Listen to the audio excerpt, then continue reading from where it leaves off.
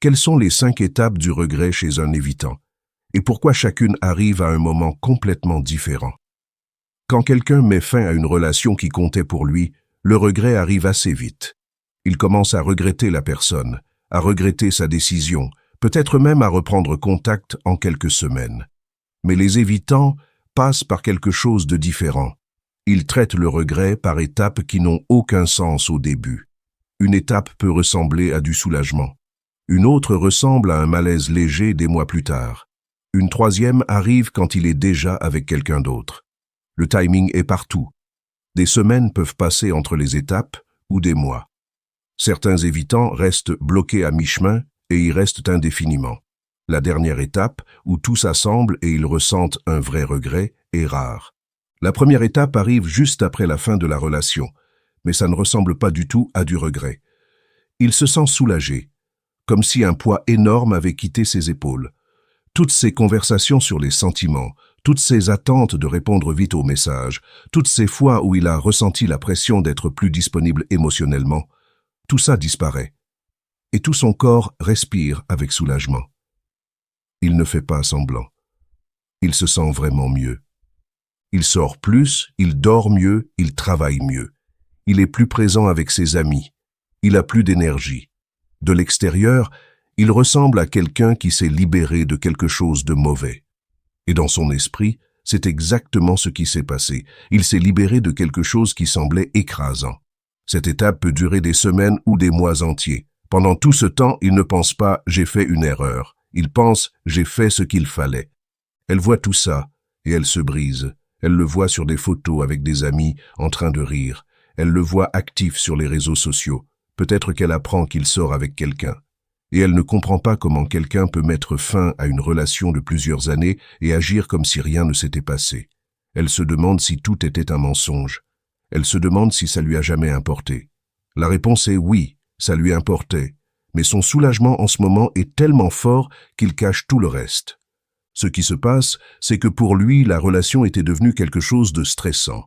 Chaque fois qu'elle voulait parler de la relation, il sentait sa poitrine se serrer. Chaque fois qu'elle avait besoin de plus de temps ensemble, il sentait qu'il étouffait un peu. Pas parce qu'elle faisait quelque chose de mal, simplement parce que son système ne sait pas comment être proche sans ressentir une menace. Alors, quand tout se termine, son corps enregistre ça comme une évasion du danger. C'est pour ça que le soulagement est si réel. Elle, pendant ce temps, ressent tout ce qu'il ne ressent pas. Elle est triste, confuse, en colère. Elle repasse chaque conversation à la recherche d'indices. Qu'est-ce que j'ai fait de mal? Qu'est-ce que j'aurais pu faire différemment? Elle voit la distance entre ce qu'elle ressent et comment il agit, et cette distance la tue. Parce que s'il l'aimait vraiment, comment peut-il aller si bien? Mais il ne va pas bien dans le sens d'avoir traité quelque chose. Il est soulagé, ce qui est différent. Dans cette première étape, si elle essaie de lui parler, si elle essaie de se reconnecter, ça ne marchera pas. Il est trop convaincu qu'il a fait ce qu'il fallait. Le soulagement qu'il ressent est une preuve pour lui que la relation était le problème. Alors tout ce qu'elle dit rebondit, ça n'entre pas. Il est en mode protection totale et son esprit justifie la décision avec chaque respiration soulagée qu'il prend. Pendant ce temps, il peut aussi rationaliser toutes sortes de choses. Il se souvient plus des moments difficiles que des bons. Son esprit cherche la preuve que mettre fin était correct, et il trouve cette preuve partout. Cette dispute qu'ils ont eue il y a 3 mois semble énorme maintenant. Cette fois où elle a demandé plus d'attention devient « elle était trop exigeante ». Son cerveau réécrit l'histoire pour que sa décision ait du sens. La deuxième étape arrive plus tard, des semaines, peut-être des mois, et elle n'arrive pas comme une grosse vague, elle arrive comme de petites gênes, des moments bizarres où il sent que quelque chose manque. Peut-être que c'est un samedi soir et tous ses amis sont occupés. Il est seul dans son appartement et pendant une seconde il pense à elle, pas comme « elle me manque », plutôt comme « normalement je serais avec elle maintenant ». C'est inconfortable mais pas douloureux, il le remarque à peine. Ou peut-être qu'il voit quelque chose de drôle et par réflexe il attrape son téléphone pour le lui envoyer. Mais il s'arrête. Ils ne font plus ça. Il y a une seconde bizarre où ça semble étrange, mais il l'ignore vite. Ces petites choses commencent à arriver plus souvent. Elles ne sont pas grandes. Elles ne le font pas remettre en question sa décision. Elles sont juste bizarres. comme quand tu t'habitues à quelque chose et puis ce n'est plus là. Il ne connecte pas ses sentiments avec le fait de l'avoir perdu. Il les voit comme juste s'ajuster à être célibataire à nouveau. Il a besoin de plus de temps, c'est tout. Peut-être qu'il commence à sortir avec quelqu'un de nouveau. Pas parce qu'il veut une relation, mais parce que la compagnie fait du bien. Parce que quand il est avec quelqu'un, ces moments bizarres n'arrivent pas. Il est occupé, il est distrait, et ce malaise léger s'en va. Elle a déjà commencé à guérir à ce stade. Elle sort avec des amis, se concentre sur son travail, peut-être même sort avec d'autres personnes. S'il l'apprend, parfois ça le fait réfléchir. Mais d'autres fois, ça confirme juste ce qu'il croyait déjà, qu'ils vont tous les deux mieux comme ça, que tout va bien, que mettre fin était correct. Ce qui fait que cette étape dure si longtemps, c'est qu'il est très bon pour éviter les sentiments inconfortables. Chaque fois que cette sensation bizarre apparaît, il trouve quelque chose à faire. Il va à la salle de sport, il se lance dans un projet, il fait des plans, il ne s'assoit pas avec le sentiment. Il ne l'examine pas, il le pousse juste de côté et continue. Et ça peut marcher pendant des mois. Mais voilà le problème. Ce malaise ne disparaît pas juste parce qu'il l'ignore. Il s'accumule. Lentement, mais il s'accumule. Et finalement, quelque chose va faire qu'il ne pourra plus l'ignorer. Peut-être que c'est un jour où il est fatigué et ses défenses sont basses. Peut-être que c'est une chanson qu'il entend qui lui rappelle elle. Peut-être que c'est simplement la répétition constante de ces petits moments bizarres qui deviennent finalement impossibles à ignorer. La troisième étape a besoin de quelque chose pour le pousser. Elle n'arrive pas toute seule. Généralement, c'est quelque chose d'externe qui brise sa bulle. Peut-être qu'il voit une photo d'elle avec quelqu'un d'autre, et ce n'est pas juste un rendez-vous casual. Ils ont l'air vraiment heureux ensemble. Ou il apprend qu'elle a déménagé dans une autre ville, ou qu'elle est dans une relation sérieuse. Quelque chose qui lui dit « elle est vraiment passée à autre chose. Elle ne t'attend pas, elle ne garde pas d'espace pour toi. Elle a fermé cette porte, et ça fait quelque chose en lui. » Soudainement, ce malaise léger de la deuxième étape devient plus fort. Ce n'est pas encore de la douleur, mais c'est de l'inquiétude. C'est une sensation persistante qu'il a perdu quelque chose d'important. Il commence à comparer. La fille avec qui il sort maintenant est mignonne, mais elle ne le comprend pas comme elle le comprenait. Les conversations ne coulent pas pareil. Il n'y a pas ce confort qu'il avait avec elle, cette facilité. Mais même maintenant, il n'appelle pas ça du regret, il appelle ça de la nostalgie. Certaines choses de la relation me manquent, mais ça ne veut pas dire que je veux revenir. Il se dit ça à lui-même. Peut-être qu'il la contacte, pas pour revenir, juste pour voir ce qui se passe, pour voir si elle pense encore à lui, pour confirmer que s'il voulait revenir, il pourrait. C'est une façon de garder le contrôle. Si elle répond bien, parfois ça suffit pour le calmer. D'accord, je lui importe encore. J'ai encore cette option. Et il se retire à nouveau.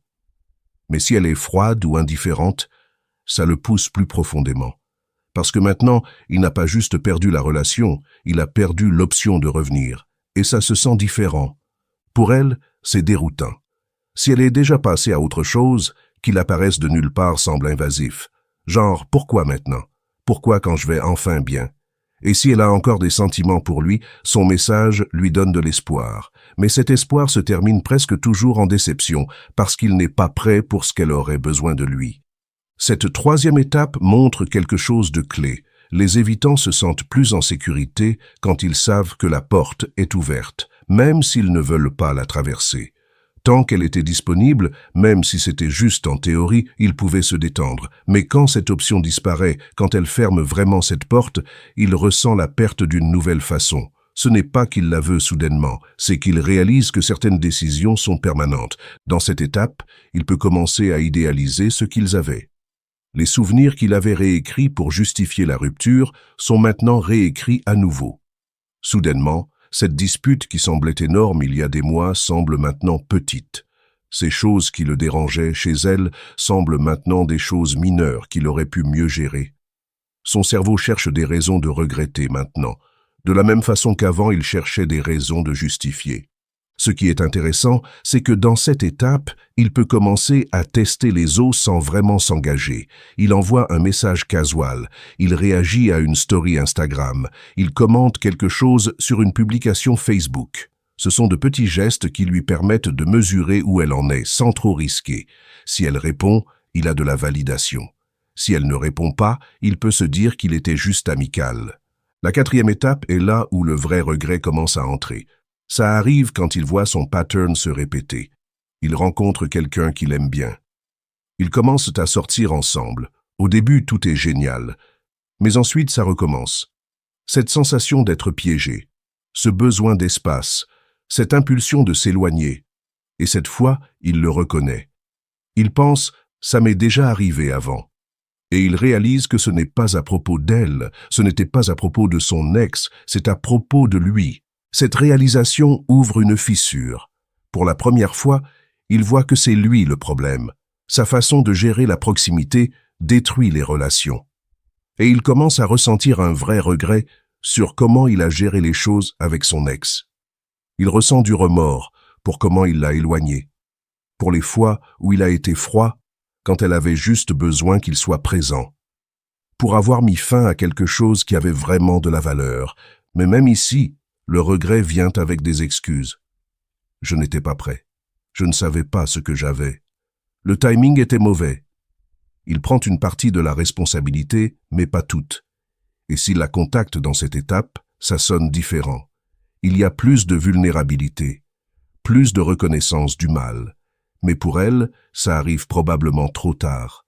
Elle a déjà fait son travail. Elle a déjà compris que son pattern n'était pas de sa faute à elle. Elle a déjà reconstruit sa vie. Elle a déjà fermé cette porte pour de vrai. Et elle n'est pas intéressée à revenir à quelque chose qui lui a coûté tellement de ce qu'elle a donné et si peu de ce dont elle avait besoin.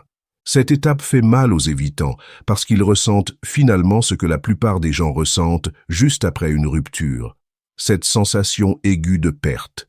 Cette conscience d'avoir laissé partir quelque chose d'important, mais ça arrive des mois ou des années en retard, quand la personne qu'ils ont perdue n'est plus émotionnellement disponible. Ils ne peuvent pas défaire le mal, ils ne peuvent pas récupérer le temps. Et la personne qu'ils ont blessée est probablement déjà partie. Ce qui rend cette étape particulièrement difficile, c'est qu'il voit finalement ce qu'il a perdu, mais il voit aussi qu'il ne peut pas le récupérer.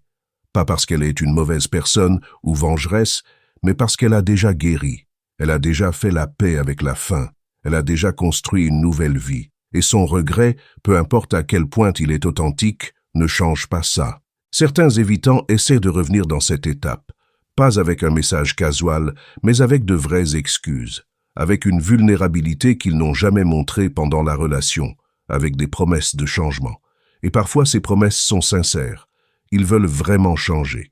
Mais vouloir changer et pouvoir changer sont deux choses différentes. Et la plupart du temps, même si elle leur donnait une autre chance, les patterns reviendraient. Parce que reconnaître le pattern n'est pas la même chose que faire le travail profond pour le changer. Dans la quatrième étape, il peut aussi commencer à voir comment son pattern a affecté d'autres domaines de sa vie. Pas seulement les relations amoureuses, mais les amitiés aussi. Peut-être qu'il remarque qu'il garde tout le monde à une certaine distance, qu'il a beaucoup de connaissances mais peu d'amis proches, que quand quelqu'un essaie de se rapprocher trop, il trouve des façons de créer de l'espace. Cette conscience plus large peut être écrasante parce qu'elle montre que le problème est plus grand qu'il ne le pensait. La cinquième étape est la plus rare. La plupart des évitants n'y arrivent jamais. Cette étape demande du vrai travail, de la thérapie généralement, ou tellement de douleurs répétées qu'ils ne peuvent finalement pas éviter de se regarder vraiment. Dans la cinquième étape, il ne comprend pas juste qu'il a perdu quelque chose de précieux, il comprend pourquoi. Il voit comment son besoin d'autonomie sabote son besoin de connexion. Il reconnaît que le problème n'était pas la relation, c'était son incapacité à tolérer la vulnérabilité qui vient avec l'amour réel. Ce niveau de regret est profond. Il ne s'agit pas de la regretter. Il s'agit de comprendre son propre fonctionnement émotionnel, de prendre la responsabilité complète du mal qu'il a causé, pas seulement à elle mais à lui-même. S'il la contacte dans cette étape, ce n'est pas pour se reconnecter, c'est pour faire la paix, pour reconnaître ce qu'il a fait sans attendre quoi que ce soit en retour. Il comprend qu'elle est passée à autre chose et il respecte ça. Dans la cinquième étape, il voit que son pattern lui a coûté plus que juste cette relation. Ça lui a coûté la capacité d'avoir une vraie intimité. Ça lui a coûté des années de connexion authentique. Ça lui a coûté l'opportunité de grandir émotionnellement. et ce coût semble finalement trop grand pour être ignoré. Mais voilà ce qui est difficile. Arriver à cette étape demande qu'il reste dans ses sentiments inconfortables, qu'il arrête de fuir, qu'il arrête de se distraire, qu'il ressente vraiment le regret sans s'en échapper. Et ça va contre tout ce que son système lui dit de faire. C'est pour ça que tant d'entre eux restent bloqués dans les étapes précédentes. Ils ressentent assez pour savoir que quelque chose s'est terminé, mais pas assez pour changer comment il fonctionne. La 5e étape demande aussi qu'il accepte que certaines choses ne peuvent pas être réparées, que certaines portes se sont fermées définitivement, que certaines personnes qu'il a perdues ne reviendront pas. Et c'est correct.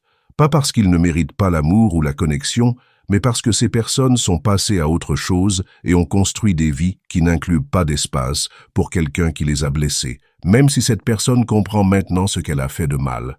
Pour les quelques évitants qui arrivent à la 5e étape, il y a un type différent de douleur.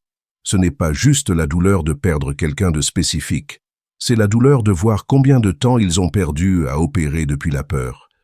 Combien d'opportunités de vraie connexion ils ont laissé passer. Combien de personnes ils auraient pu aimer profondément s'ils avaient juste pu rester présents. Ce type de regret est transformateur, mais il peut aussi être dévastateur. Pendant ce temps, elle est déjà partie. Elle a déjà appris qu'elle ne peut pas attendre que quelqu'un fasse le travail qu'il peut seulement faire lui-même. Elle a déjà compris que sa valeur ne dépend pas de s'il comprend finalement ce qu'il a perdu.